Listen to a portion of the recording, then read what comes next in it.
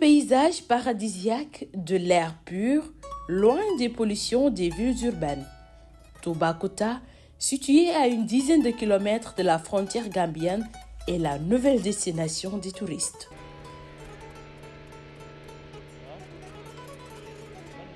Ici, la population vit d'agriculture, du tourisme, de la pêche artisanale et de la cueillette.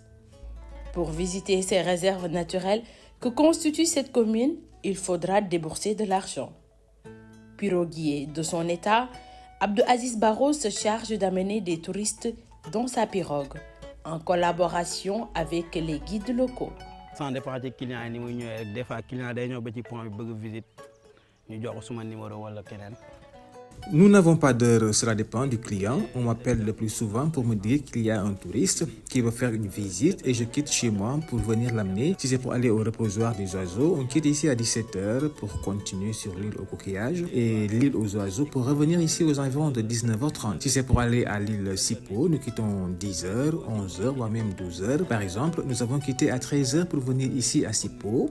Il y a des pirogues qui prennent 13 mètres, 14, 15 mètres et chaque passager donne 18 000 francs CFA par tête ou 15 000, ça dépend. Nous n'avons pas de prix fixe. Comme ce groupe, on peut leur demander 5 000, 7 000 ou 7 500 francs par personne. Vraiment, on rend grâce à Dieu, on s'en sort très bien. Auparavant, j'avais une petite pirogue. Maintenant, j'ai une grande pirogue qui peut contenir 50 personnes. D'ailleurs, je l'ai prêtée. Je règle mes besoins et ceux de ma famille grâce à ça. La marche du tourisme dépend vraiment de la marée.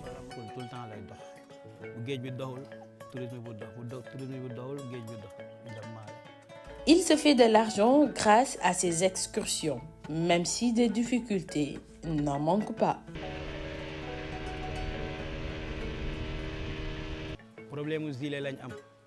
Nous avons un problème de gilet et ils disent que c'est pour sauver des vies et ils viennent nous les revendre à 8 000 francs l'unité. Si tu as un grand nombre pour la traverser, tu ne pourras pas tous les ravitailler car nous n'avons pas assez d'argent pour acheter 100 ou 200 gilets à 8 000 francs l'unité et si tes clients ne mettent pas de gilet, tu payes une amende de 50 000 francs CFA pour un seul gilet. Aussi, avant le départ, un sapeur-pompier se met au niveau du pont pour voir si tout le monde a un gilet avant le départ. Nous pêchons ici des barracudas, des capitaines, des carpes blanches, noires, du tchof aussi.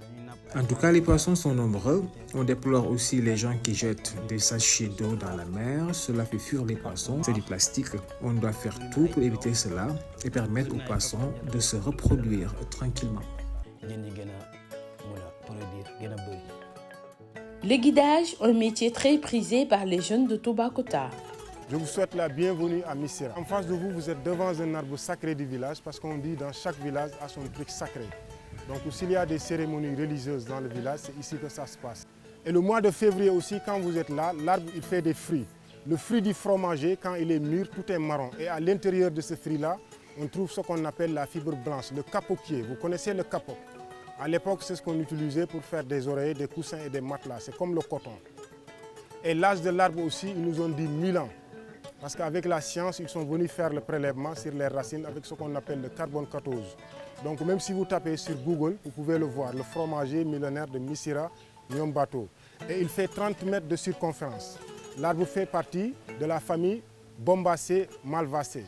Et le nom scientifique de l'arbre, c'est le Ceiba pendantra. Parce qu'ici au Sénégal, on a deux bois pour faire des fonds de pirogue. Soit c'est le bois du fromager ou le bois du caïcédra. Le caïcédra, le nom scientifique, c'est le Kaya sénégalais. C'est comme le baobab, Adam Sonia Dizitata.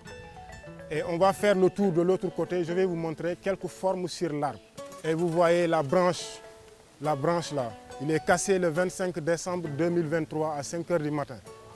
Ouais. Si vous regardez en haut de l'arbre, de ce côté-là aussi, il y a un réservoir d'eau. Parce qu'à l'intérieur de l'arbre aussi, il y a des varans et des margouillas qui vivent à l'intérieur de l'arbre. Donc quand le soleil tape, on peut voir des reflets d'eau dans le réservoir. Et la branche, on dirait une bras d'une personne, comme une biceps. Ah oui, absolument. Hein? Vous voyez. Et de ce côté-là, on dirait une oreille d'éléphant, en face de vous là. Hein? Ça, oui. Voilà. Et si vous regardez en haut de l'arbre, on dirait comme quelqu'un aussi, comme quelqu'un qui est christifié au milieu de l'arbre. De en haut jusqu'à en bas. Voilà. Devant une dizaine d'étudiants en tourisme à l'université Iba Der Thiam de Thiès, Alun Baroum est à l'aise dans ses explications. Une cinquantaine de jeunes le fait par amour ou par manque de travail. Derrière moi, on voit ma boutique d'art, ma galerie d'art. Donc à l'intérieur, on vend des tableaux abstraits, des tableaux paysagistes. Il y a des statues aussi. Ouais. Il y a même des chaussures en cuir aussi qu'on vend. Actuellement, c'est la basse saison. Il n'y a pas beaucoup de clients. La bonne saison, c'est à partir de novembre jusqu'à avril. Là, on reçoit beaucoup de clients. Parce que moi, non seulement je suis un guide local, mais j'ai créé ma propre galerie d'art aussi sous le Fromageau. Parce que j'organise des excursions en mer. Parce qu'on a ici, à côté, l'île aux oiseaux. Pour aller à l'île aux oiseaux, c'est 50 € par personne. 32 500 par tête. Parfois, des gens peuvent me contacter, ça dépend. Je peux avoir 10. Si c'est la bonne saison, je peux même avoir 15 personnes dans une journée. Oui, parce que comme la poste de santé qui est ici, parce qu'on a une poste de santé, on a une clinique dentaire aussi. Tout ça, c'est grâce à nous les acteurs du tourisme. Ouais. Parce que les gens qui sont financés cette ONG, ils étaient venus comme touristes. Ils nous ont rencontrés, voilà, on a créé ça. Même la poste de santé aussi. Des fois, tu peux rencontrer avec des clients qui sont des médecins ou des infirmiers. Tu les amènes là-bas, bon, ils participent aussi. Ou bien même parfois, ils nous envoient des médicaments pour le village. Avant tout, nous voulons faire la promotion de notre commune. Nous voulons la valoriser. C'est pour cela que nous faisons cela. Mais aussi pour que les autres ne viennent pas le faire à notre place. Ici, vous avez la possibilité de visiter l'île de Sipo, le reposoir des oiseaux, l'île aux coquillages et la réserve de Fatala, qui est un parc privé. Les gens viennent de partout pour visiter ces sites-là. Et pour la visite, chaque touriste paie 2000 francs CFA. Mais si c'est la saison touristique, ça peut aller jusqu'à 5000 francs CFA par tête. Des difficultés, nous en avons. Nous vivons cela. Et nous subvenons à nos besoins grâce à l'argent que nous gagnons ici en faisant le métier de guide. Il y a certains hôtels qui essaient de faire notre travail au lieu de nous mettre en rapport avec les touristes pour les guider. Ils préfèrent faire notre travail et cela va tuer notre métier.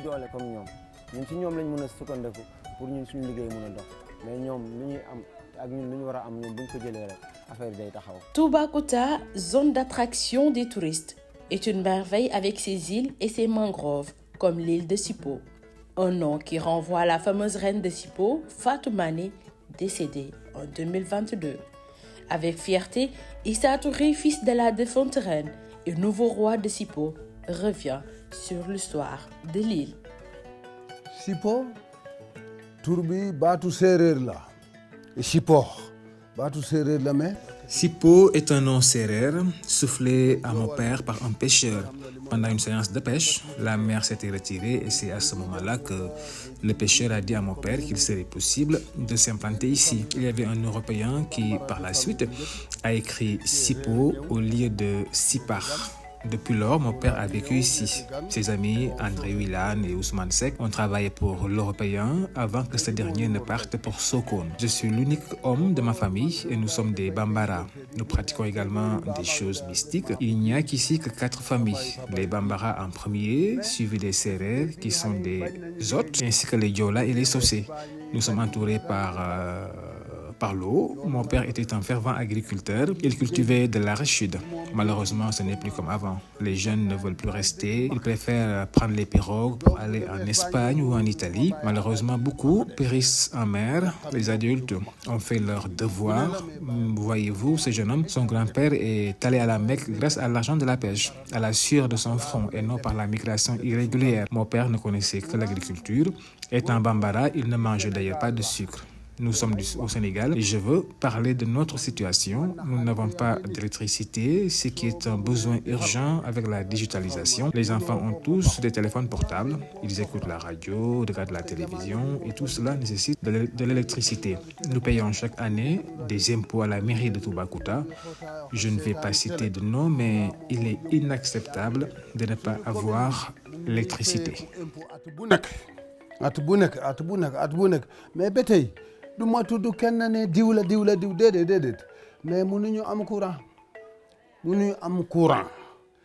Moins de 100 âmes vivent sur cette île qui attire des touristes étrangers comme nationaux. Mais son économie repose essentiellement sur l'agriculture et la pêche artisanale, comme au Moyen Âge. Pas d'électricité, l'eau potable, une chose récente. Disposant d'un seul et unique marché, les femmes de Sipo y exposent chaque jour leurs marchandises, espérant trouver acquéreur. Ce marché date, il a plus de 20 ans. Il n'était pas comme ça, c'est un incendie qui l'a rendu ainsi. Il n'y a que des femmes qui y vendent et nous proposons des confitures, des sirops à base de bissap, papaye, dita que nous faisons nous-mêmes. Nous confectionnons des colliers, des bracelets et nous vendons aussi des fruits de mer. Tout ce dont vous aurez besoin, vous l'aurez ici. Oui, auparavant, les touristes venaient acheter, mais cela a baissé. Ils ne paient plus le prix raisonnable. Ils te disent souvent que j'ai eu ça moins cher à Ngor ou à Gorée, alors que les situations ne sont pas pareilles. Il y a beaucoup de dépenses de notre côté. Par exemple, pour quitter ici, afin d'aller à Dakar, il faut louer une pirogue. Les pots dans lesquels nous mettons les produits, nous les achetons à Mbour. On ne peut pas les ramasser dans les poubelles. Nous achetons aussi des cartons qui coûtent entre 25 à 30 000 francs. C'est pareil pour les bouteilles. On les achète tous et c'est nous-mêmes qui faisons la castration. Ces produits sont introuvables à Toubacouta, Sokone ou à Kaolack. Du coup, nous les trouvons à Mbour ou à Dakar. Donc c'est vraiment normal que les prix ne soient pas les mêmes avec ceux de Dakar. Par contre aussi, il y a de ces produits, on les fabrique ici à Sipo. Et pendant la saison des pluies, ce n'est pas prudent d'aller en mer. À part cela, nous cultivons le bissap. Pour le pain de singe, ce sont les hommes qui nous revendent ça. On rend grâce à Dieu parce qu'on arrive à manger quotidiennement. On s'entraide entre femmes. Nous participons à l'économie de l'île. Nous sommes vraiment solidaires. Nous faisons des fois un travail uniquement pour les femmes, comme les confitures et l'autre argent récolté pour la vie de l'île.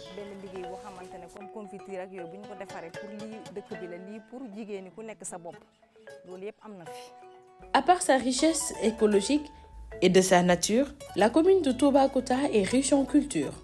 D'ailleurs, un musée a été mis en place au niveau du centre d'interprétation de Toubacouta pour aider les touristes à revivre l'histoire de cette localité.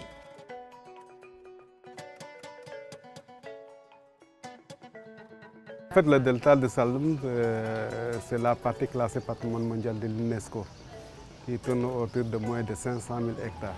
Donc c'est un paysage culturel constitué de sites archéologiques qu'on appelle les Amakoukiés et qui datent de plus de 3000 ans.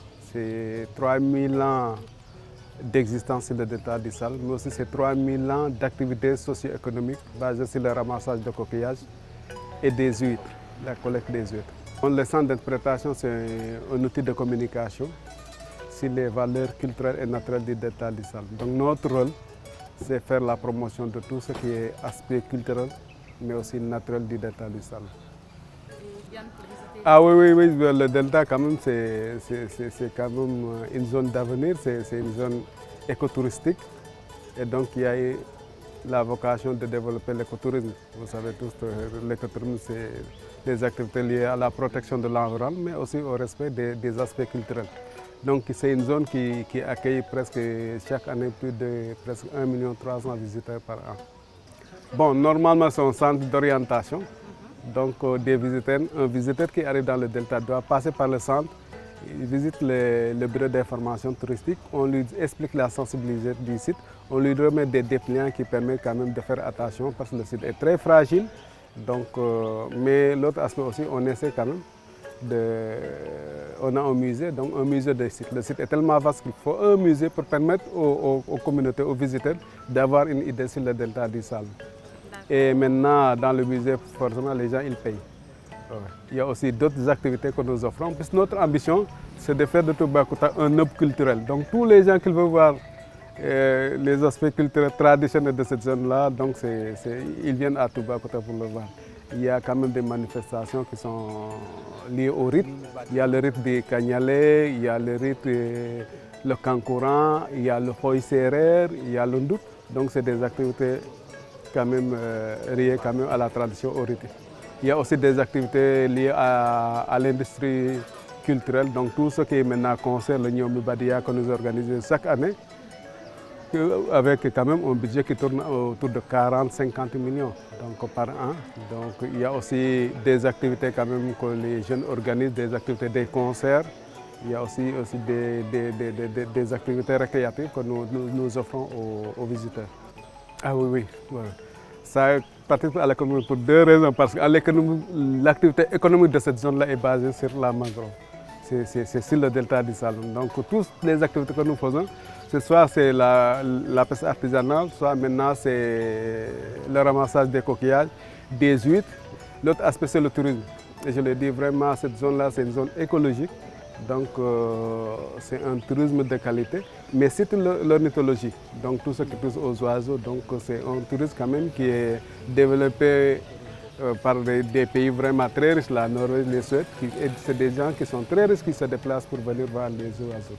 Toubacouta, l'une des communes du delta du Saloum, est la zone phare du tourisme sénégalais. L'implantation des hôtels à Toubacouta prouve que l'avenir du tourisme local est prometteur dans cette zone des îles du Saloum, qui demeure la nouvelle destination privilégiée des touristes.